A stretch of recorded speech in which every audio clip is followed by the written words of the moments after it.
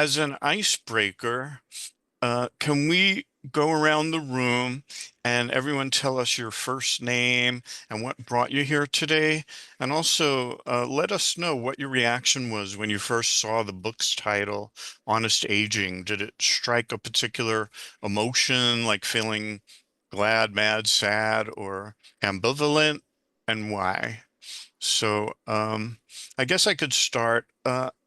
I didn't have a reaction to, I'm Jeff, and I didn't really have a reaction uh, to the book's title. I was just curious what it's about. So I think my emotion was neutral. Would anyone else like to hop in? Okay, sorry. You hear me now? We hear you. Okay, so I'm Janet and I love PSS events. And so I don't personally, it's a personal pet peeve. I don't like aging in it. I'm very sensitive to it. I think I'm getting younger than older. I identify as a junior, not a senior. That's my first reaction. However, I'm also want to live to like 140. And so I want to live, with a healthy life and a positive life and a fun life. Great. Anne Marie? Hi, good morning. I'm Anne Marie. Uh, I'm interested in the book personally, but also professionally. I'm a social worker and program manager for older adult behavioral health. So I felt, looking at the book, that it would help me, as I said, professionally and personally. And I do like the title because there are realities that go along with aging. The body starts to change, but then there's also good things as well. So I'm like not almost halfway into the book, so I feel like it's a very great balance between see what the realities are, which might not be so positive, but then the realities that are positive. So I feel like it's a very good balance. And I do psycho ed with older adults, and this is really helped me form more of those psychoeducational talks and help me have sharpen my skills. And also personally, it's helping me in a very personal way. Oh, that's great. Bruce, I see you have your hand up. Um, can you hear me? We hear you. Okay. I heard about the book when you did a Zoom session on this book. Originally, it was probably a while ago, and I enjoyed the Zoom. I bought the book, and as an older person, I certainly found it interesting. I tried to learn as much as I could. I thought it was an excellent book. And it's the kind of book that I would keep as a reference because I could see myself going back. If something came up, I could consult the book to help me. So many books I get rid of eventually, give them to other people, but this one I'm going to keep as a reference. Yeah, it does seem like a keeper and a reference book. Whatever question you have medically, I agree. I find it like useful to keep it on the bookshelf. Let's see, Sonia, did you want to? Okay. Yeah, I like the title. I like the word honest in aging. As someone said, there are realities, not all of them pleasant. We might as well admit it, but we just do the best we can. Uh, I think I also am very fearful about aging, so I try to pick up tips wherever I can. And I guess, like most people, the fear is that I'll become dependent on people. Um, and all the indignities that follow that. And Roseanne, are you the author? Did I Yes. see the Okay, and I went to the University of Rochester, right? As Right. did you, right? I don't find so many people, so that piqued my interest just a tiny bit more. Anyway, um Those are the basic. Yeah, I think you brought up a lot of good topics and issues that people really are concerned about. You're not alone, for sure. Who else? Stephanie, did you want to jump in and say hi? Hello, everyone. I'm Stephanie Schumann. I'm mainly interested, well, I guess professionally, because I am a social worker in a NORC program. Um, and I just think that it's very useful information to have. And I'm looking forward to hearing the discussion. An undisclosed person who doesn't want to be recorded wrote to me that she heard Dr. Leipzig speak at a PSS event and went out and bought the book and gave it to several colleagues who are dedicated to aging as well. Isn't that great? Nice to Yeah. I think I was at that event because that's how I have my copy. Just to tailor the discussion to everyone here today, see where everyone is at. How many of you have finished, are in the middle of, or haven't yet read the book? So let's start with how many finished it? None, not even me. I'm halfway through. One, we have a finisher. Okay. And then how many are in the middle of it? I'm like beyond halfway personally. How many haven't yet read the book? Okay, we have a couple. But I do have it. I just want to say. Yeah. I Oh, do have great. it. I do mean to start it any day now. You I know, think it's really an awesome book. Go ahead. Someone was. yeah, thank you, Jeff, about that. The book really wasn't written to be read cover to cover. Okay, it's a reference book, as you were saying, and for some people, cover to cover helps because it sets a tone. But it's really the beginning of the book is more kind of to get you in a sense of what's going to happen with aging. And then the rest of the book is more when you are, or somebody you know, are having a problem or concerned about a problem that might happen. Mhm. So Yeah, yeah, I see it as that. Like, it's not yeah, Agatha the Christie. various topics that are of concern, you could just go directly to them and read in depth about them. Right. It's really good. What what surprised you the most about the book? Maybe we can go around and share what surprised us most. Did you learn something new from it? I did, but I won't share first. I'll share after everyone else. If so, what did you learn? Okay, an undisclosed person uses the book as a resource and is surprised how thorough it is. Well, I'll go first. I'll say that the one thing that surprised me and that I learned was that when I was growing up, bed rest was considered the thing to do when you're sick, not feeling well, this or that. However, I learned from this book that modern medicine says you need to get up and around. You cannot stay in bed. I mean, granted, I think when I had my COVID shot and I had a reaction to it, that I could not stand up. I could not get out of bed until like 1 o'clock in the afternoon. I just couldn't, you know. But otherwise, other than that, um, and that's why we see in hospitals where they take people for a walk around the whatever ward they're in, you know, whatever they're hooked up to comes with them. And now I know why.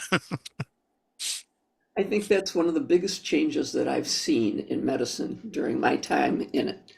That people just, and even to this day, it's hard to get people to get out of bed because they still believe that if you're sick, you should be in bed.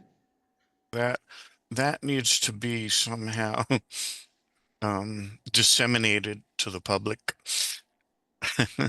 And this book is one method. Anyone else pick up anything new from the book? Me, just it coming to more of an acceptance and starting to be more okay with the changes. And I liked, I don't know if anything really surprised me yet. I'm like almost halfway into the book. Um, but for instance, like the reality in one section, like you lose a certain percent of muscle as you age, but then the good side of it. So I saw like a lot, I learned, with the not so good side of it, which I know, and the good side of which I sort of knew too, but it kind of reaffirmed and also taught me more. Okay, well, the reality is this, but this is what you could do to offset it. This is what you could do to problem solve it. So, all right, we lose some muscle, but this is what you could do, do some exercise, like you were just saying as well, getting up, not resting the whole time. And also from what I got from it, it also kind of looks at people's capacities as well. Because some people can't exert as much as, say, another person, but you can do this. So things that you can do to continue to live and be well. So that's in general what I'm getting from the book as I'm almost to the middle of the book. So I'm looking forward to reading even more. And to hook on to that, it's always a big decision because a lot of times it involves pride, where if you need a cane to walk around, but you don't want to use one because you don't want people to see you as vulnerable or whatever, you just need to kind of make the choice to use the things that will help you with your activities of daily living. Um, like when I started having my hearing issues, I just thought, I see people walking around with these white things dangling out their ear. And back in the day, hearing aids looked like giant seashells, and now they're practically invisible. So of course, I'll wear them where possible. Yeah. Jeff, I can't remember who talked about dependence, but I I've taken, people think that you're either independent or you're dependent, okay? And Hmm. there's an interdependent in there. And it's really getting yourself to do whatever it takes to do the things you want to do. So if using the cane gets you to something you want to get to, then it's probably a good idea to use it. Absolutely. Let's see, here's another topic or question. The the author discusses ageism throughout the book. Have you or someone you love ever experienced ageism, and what was your response? If you had to do it over, would you respond differently? Do you feel your response was spot on? Or if you respond differently, how?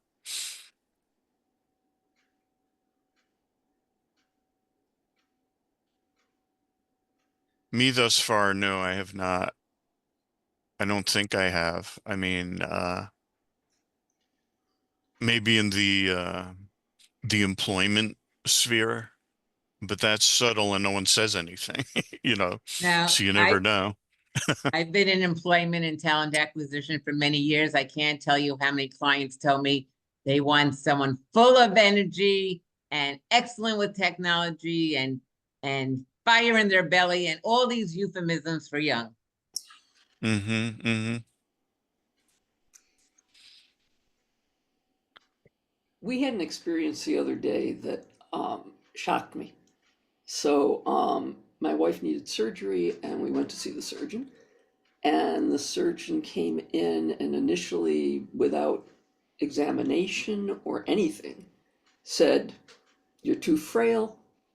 You're at high risk You know, you have all of these problems. You know, you're not a good candidate for the surgery. I'm not going to operate on you. And then she examined her. And then I came back in the room and they were setting a date for the surgery because she realized that she was not all these things that she just assumed from the medical record and the medications and all of that. And at first I was very grateful. And then I thought to myself, I'm not going to trust somebody like this with my life, you know, with her life, you know? Well, I mean, that's yeah. real ageism. And if something goes wrong, I'm not sure where this person will be. So we're going to another place for another opinion. And what I like about the book also is that there are a lot of tests that either are recommended or that are over prescribed, and it has you look at what is your life expectancy.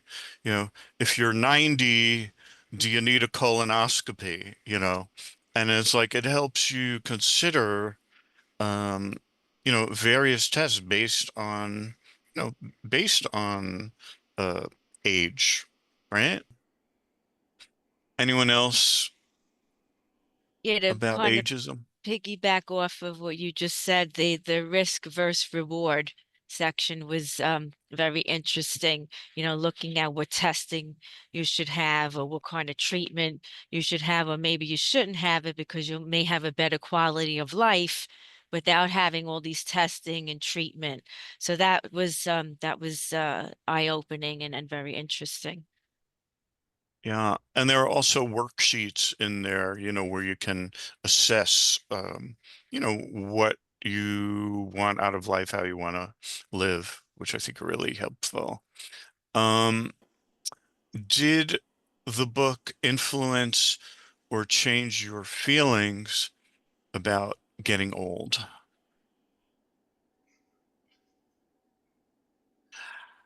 I think for me, um, it emphasized how there have been such medical advances, so many medical advances that um that whatever problem you have, I don't think it solves it all, but there's an accommodation that is available to you to make aging easier. And undisclosed person wrote in the chat that it definitely builds confidence around anticipating situations and knowing that there are solutions as things come up. So really, it also tells you about working, working with your doctor, selecting a doctor. And if you have the right doctor can really help you find, you know, find what you need, be it a treatment or an accommodation, right? That's what I found from what I've read so far. Uh, anyone else about uh, the influence or changing of your feelings about getting old? I think it's a good question. Did the book make you think about who you will be when you're older and how you are approaching your own aging? Are there any strategies or solutions suggested that you're planning to apply to your own life? Let me see. I see a new message. Oh, here's a comment. I prefer older to old. About getting older. For me personally, I think it's very difficult to overcome what was learned from childhood onward, which is like a self-loathing that comes with age. Uh, Whatever I learned I'm trying to unlearn because I am with the basically the positive aging department of PSS. So I am here to promulgate, you know, that you can have your life, live your life. Life is to be lived, you know. But um, but it's hard because even those closest to me, close relatives, um, have you know, like a self-fulfilling prophecy of negativity around aging. And, you know, it's been found, and I think Rosanne Leipzig have cited it, that your attitude towards aging can influence your longevity, Mm. you know, and that's actually been found in research. That's absolutely true. And it's not just your longevity, but how good your life is as you get older. You know? Right, right. So, so definitely take care of yourself best you can. Um, did the book make you think about who you will be when you're older and how you're approaching your own aging? And those who haven't read the book, you know, maybe you could probably participate also if you've read, heard, or read about the book or seen any other research. Are there any strategies or solutions suggested that you're planning to apply to your own life? For me, it Mhm. kind of reaffirmed things that I've been doing, you know, the meditation, doing exercise, having positive people around you in your life, moving away from people or that's you know, are not you know, serving you in a positive way. So it kind of is teaching me to continue that and to be okay with you removing yourself and making those decisions for yourself that that's better for you, you know, instead of having to appease someone or oh, it's the right thing to be around this person when that person is not uh um very positive in your life or could actually uh having a negative impact in your life. So really making those decisions as you age and as you experience life, you know, more confident in having those experiences and making decisions more for yourself than for others. Surrounding yourself with positivity and being positive, right? I was just going to say, in general, I'm trying very hard to get used to the idea that maybe in the future I'll need assistive devices like the cane we spoke about earlier. But one way I talk to myself, and it's very hard to accept. I'm a proud person and always been very energetic. And part of my identity is that I'm agile and strong. But, you know, I am 71. But part of the thinking that I have is that I have a choice. I can exercise less and sit on my behind more because I'm stubborn and proud and won't use the cane, or I can use the cane, get out in the world, interact with humans, expand my brain, get the exercise, walking to the subway in the museum, and whatever it is I need to do. So actually, the assistive devices allow you to get exercise, allow you to be healthier in body and mind. So that's the way I talk to myself about the assistive devices. Also, I'm sure you've seen the canes that are all decked out, the little the cute little loud flowered canes. You know, I don't know if I'd go that far, if I want to draw that much attention to them, but you could have a handsome cane, right? Of some kind. So I try to think of it that way. I'm cutting off my nose to spite my face if I refuse to use certain assistive devices. I And think even getting help from people, you know, I can stay home, or I can go out and accept help here and there. It doesn't mean I'm weak or I'm diminished somehow. I've seen when the handle is like a bird beak. Yeah, yeah.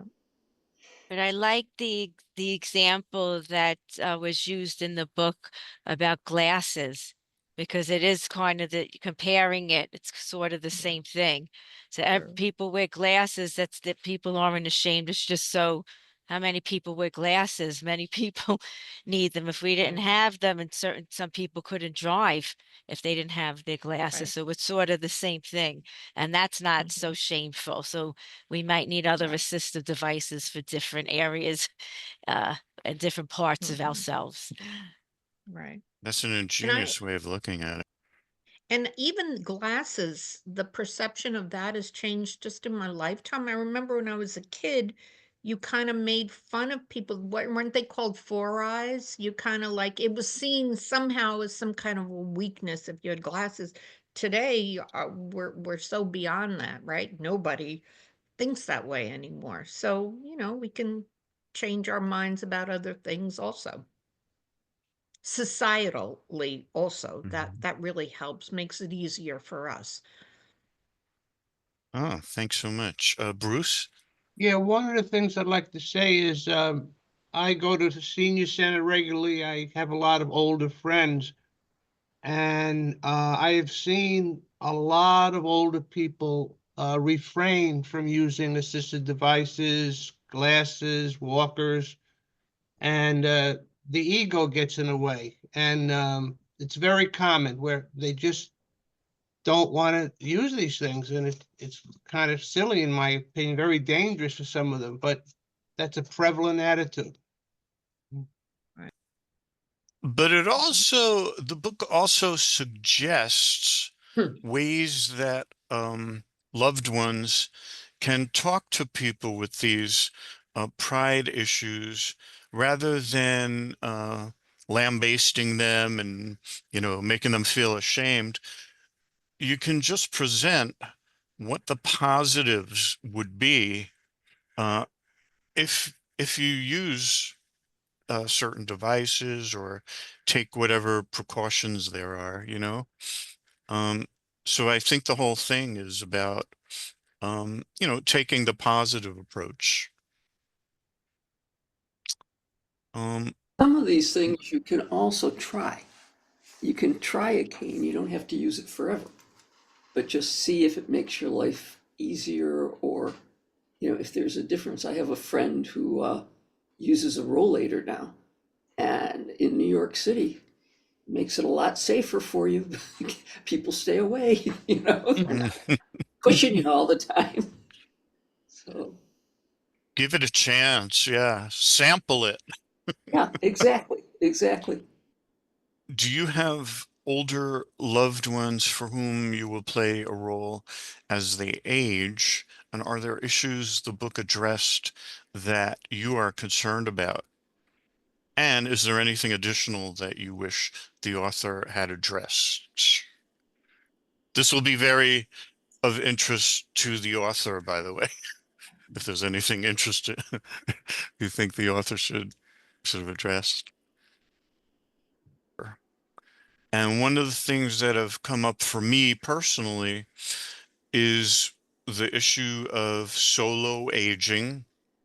You can be a solo ager if you are single, divorced, widowed, or any of the above. Live on your own. So I'm actually answering a previous question about, what do I think when I'm older, that some people have already addressed. But I think that for the people that right now they're taken care of because one care gives the other, one or the other is going to go first. Don't like to think of it about it right now, but eventually I'm gonna, have to fill in and be there for, the survivor, shall we, for lack of a better word. What about, is there anything additional that you wish the author had addressed? I have a couple of things, but I can only think of one, but I'll go last.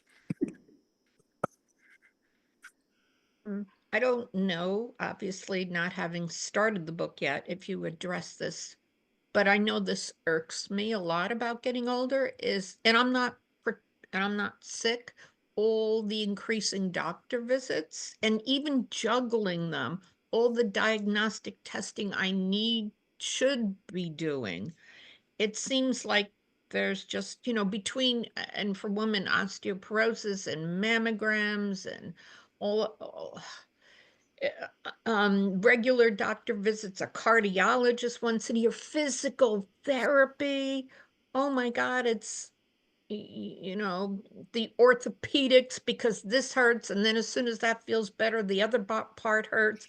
It seems like I spend a lot of time, and I'm a healthy person, going to doctors and getting tests. And sometimes, it's almost tricky juggling them. I sometimes think I need a calendar just for those kinds of visits, forget about everything else in my life.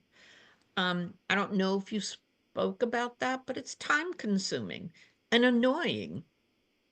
I actually do speak about that because I Okay. totally agree with you. Okay. And I Yeah. think a lot of times we get into habits of doing certain things that we don't need to do anymore. And we also have to realize that our healthcare is in service to us.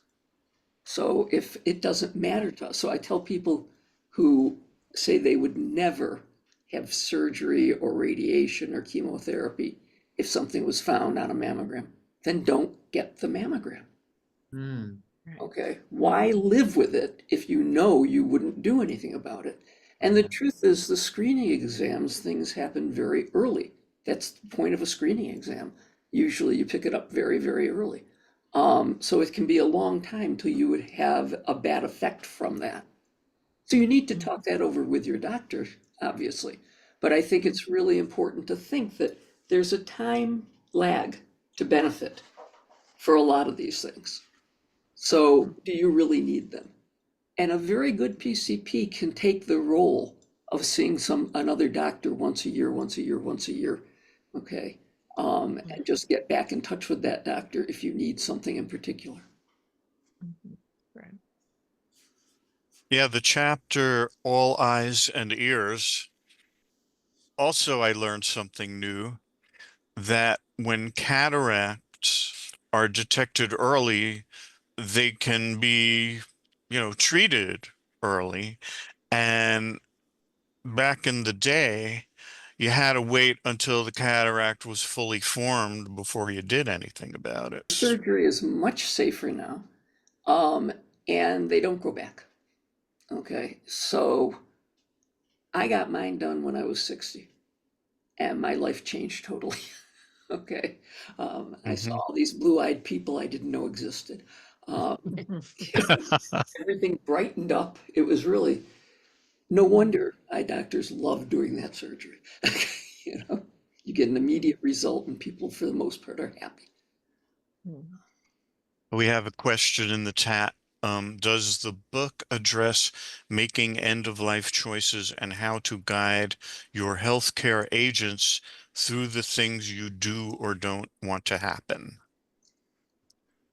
Should I answer that, or does somebody else? Sure, you could answer that. Okay. I think to an extent it does. It certainly discusses healthcare proxies and the importance of having somebody who knows what you want. Okay, and to train your healthcare proxy that they're doing what you want, not what they want. So that piece for sure. I think the choices at end of life have become very complex. And I talk about it to some degree. But I think as I think about if I want to do a second edition, I am thinking about a chapter that's called, and all the chapters have kind of silly titles. This one would be called "No One Gets Out of Here Alone Alive." Okay, and really realizing that that's going to happen to all of us, because I think that's the hardest thing for us to realize, and to try and live our lives recognizing it. It doesn't mean that every day you live your life like you're going to die the next day, although there are people who say you should, okay? But Mhm. that you have a good sense of what's a meaningful life to you, and whether you want what you want and how you want people to help you with that. You know, I just read yesterday that Daniel Kahneman, the guy that wrote The Thinking Fast and Slow, remember that book? At 90, he went to Switzerland and did medically assisted aid in dying. He said he'd lived a good life. He was still doing fine. And in Switzerland, they accept that. This country hasn't quite gotten that far or gotten to that point. But, you know, I think he's somebody who thought about, what do I want as time goes on? And I think we all need to do that, and in some way. So thank you for your comment, because it is something I think needs to be more addressed. I've spoken about it with someone close and said, you know, ideally, which I think most people would agree with him, ideally, I would like to fall asleep and not wake up and, you know, not be in pain, because you know of people who die in the hospital, this or that, they were suffering from it in pain. And, you know, I just wonder what percentage, like, did Betty White just fall asleep, you know, before she turned 100, and that was it? You know, she almost made it. Yeah, yeah. But I think that, you know, that would be preferable, but uh You you know, don't know. I always say, you know, there are trajectories of dying with certain diseases, you know, within 2 years, this will happen. Or if you have heart failure or lung problems, it's, you know, you're doing okay and then you're not, and then you're doing okay again, and then you're not, and you kind of go down each way. But I think for most of us, we think we're going to do absolutely the same as we're doing right now, and then we're not going to wake up. And it would be nice if that were true. But I think that's the exception rather than the rule in the current world we live in. One thing that I thought uh, I would like to see in the book, it's something that has happened to close ones again, where and to people that I've known, that they've had surgery, they're older, um, and they've been under anesthesia. Some of them have been under for like 36 hours, days, you know, like really, you know, like whatever the condition was. Um, and afterwards, they report memory issues. And so, based on their experience, I just tell them, if you could get local anesthesia where for whatever it is, get it. But it would be great if the book could address that. Yeah, I think that's a You know. very important point. You know, part of it is Mhm. how long you're under. I mean, 36 hours is a little long for an operation. But, you know, the thing that people are realizing is Mhm. there's cognitive impairment after certain types of procedures. Sometimes it gets better, sometimes it doesn't. So I think it's really important to try and figure it out. And studies are being done and have been done, looking, for example, at hip fracture. And does local Mhm. make a difference than general? You know, those sorts of things. So I think that's really important, because people get very nervous that cognitively they're going to be worse after surgery. Yeah, there was a second thing that I had thought of, but it's not coming to mind. So You when know, the file drawer opens, I'll say it later, or I'll email you. Was there a piece of advice or wisdom that you disagreed with? Why, and what would you suggest as an alternative? I personally agreed. Hi, I just wanted Because I to, didn't know. oh, sorry. Yeah, go ahead. Yeah, I just wanted to go back what we were talking about before lot of medical stuff. So since I work with older adults, with their mental health, what I struggle with and my staff struggle with and a lot of other professionals I speak to struggle with is, trying to decrease the depression, but oh my physical body is in such bad shape. How can I enjoy life? How can I improve my mood when I have all these ailments? So I think that's like as I said, I'm almost mid-book, but I think the book kind of in general is addressing that. So that's also helping me, but I still find that I struggle um, with working with people who, when we talk about depression and, mental health issues, and not having the capacity to do things because of the physical state of your body, I find that to be a struggle when you're trying to help people become, more emotionally happy. So that's, still a struggle for me. Anne Marie, I totally agree. And I think the pandemic really showed us how devastating loneliness and isolation can be and how important socialization can be. I have patients who, if you looked at their charts, okay, and everything that's wrong with them and what they can't do, you'd walk in the room expecting somebody who was absolutely depressed. And yet somehow they manage to find the good things they can do, what they can substitute, you know. And I think it's hard to get people to that point, very hard.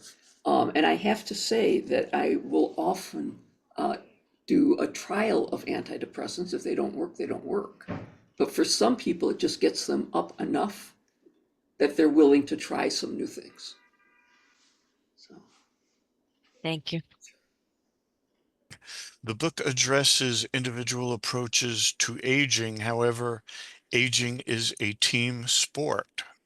What steps might your community or our society take to allow older adults to live a more engaged and meaningful life? I have read that when hand accommodations are made for um, handicapped or disabled people, it also benefits a lot of other people, older adults. Like if you have the curb with the dip in it so that people with wheelchairs can, easily roll over it. It's also good for people that have difficulty lifting their foot up and, taking a step. You know, there are so many things.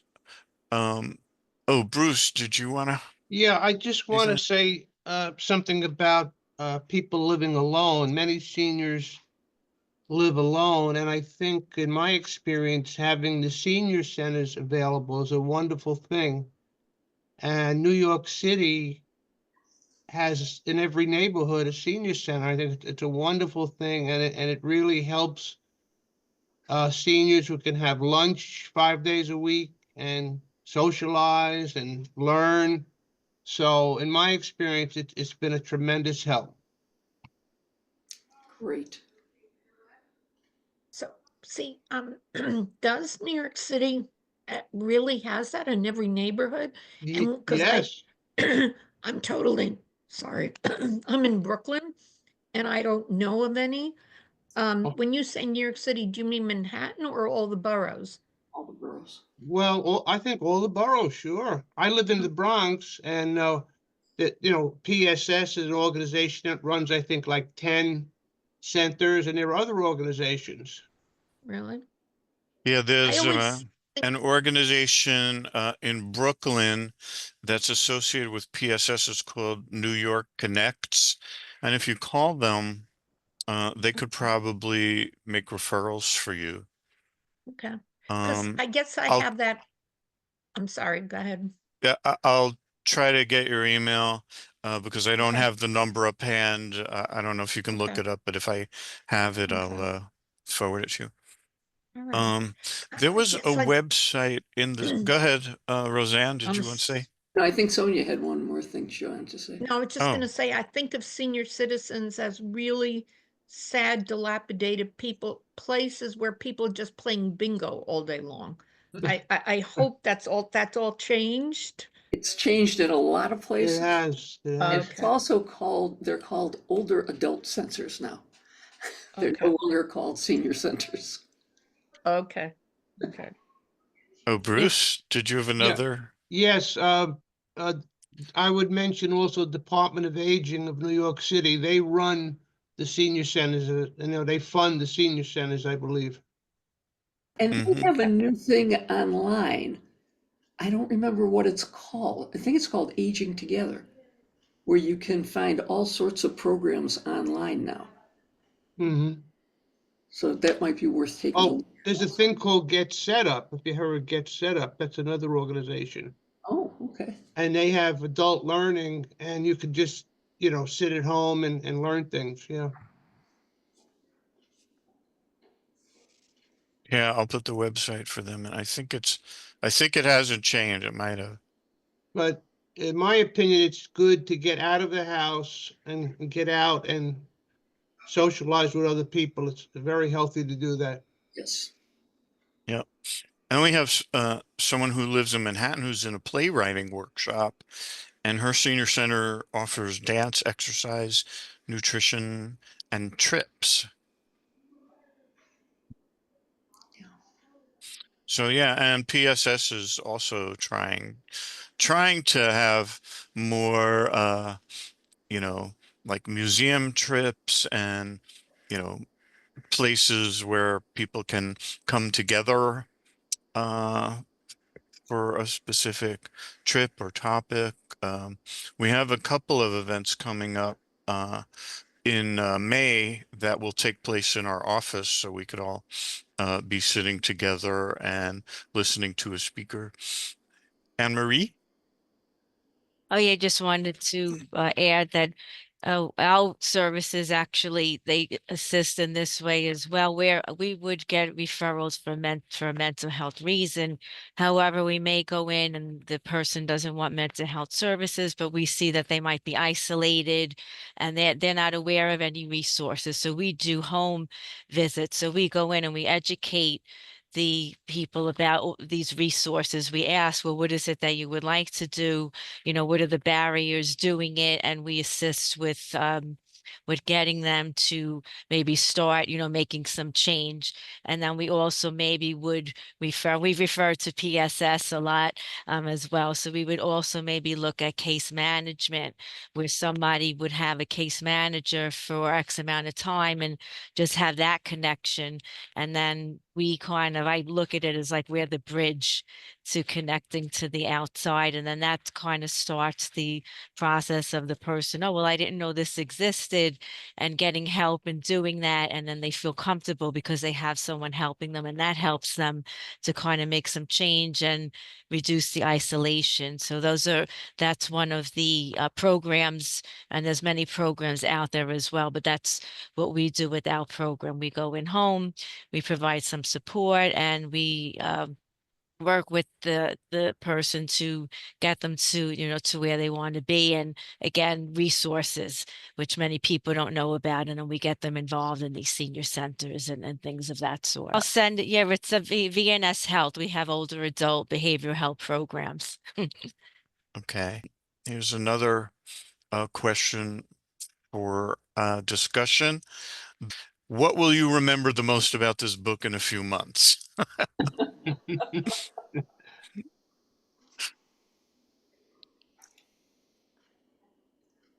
I think I'm just going to remember that whatever medical thing is happening, I can look find a chapter about it. And another person wrote that it's a great resource, and Bruce has his hand up.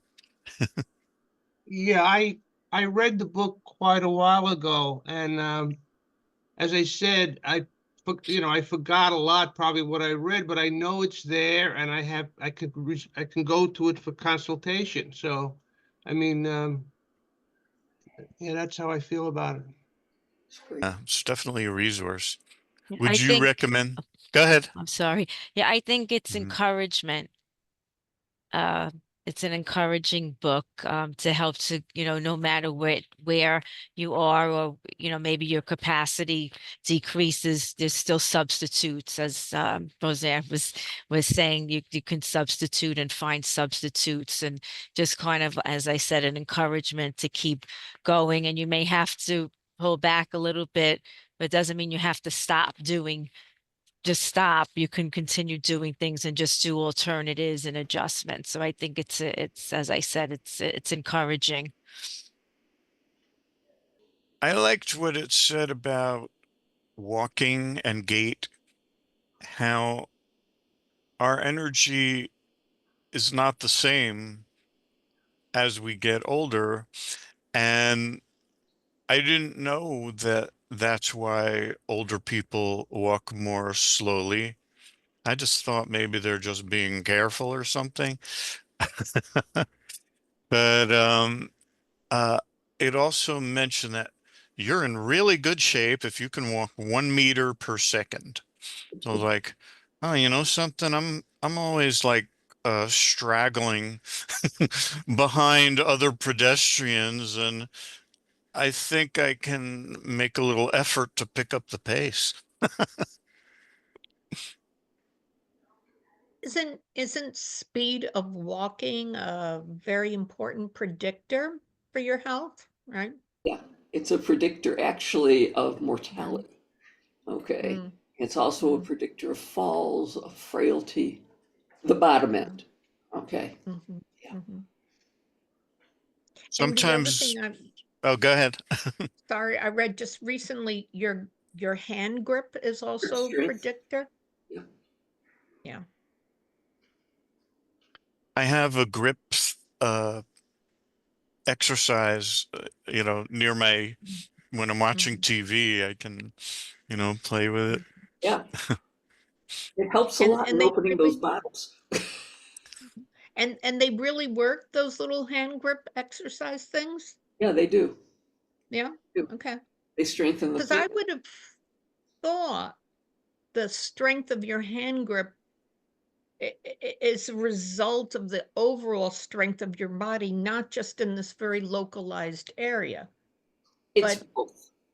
It's both. But we tend to both. lose we atrophy parts of the muscles. I know I Mm, already have it, on my palms and mm, things like that as we get older. So it helps mm. build those muscles back up. Okay. I'd like to thank you all for coming and participating and typing in the chat, and I'd also like to especially let's give a round of applause for our author Rosanne Leipzig for joining us today. My pleasure. Yes. Thank you for your time. Thank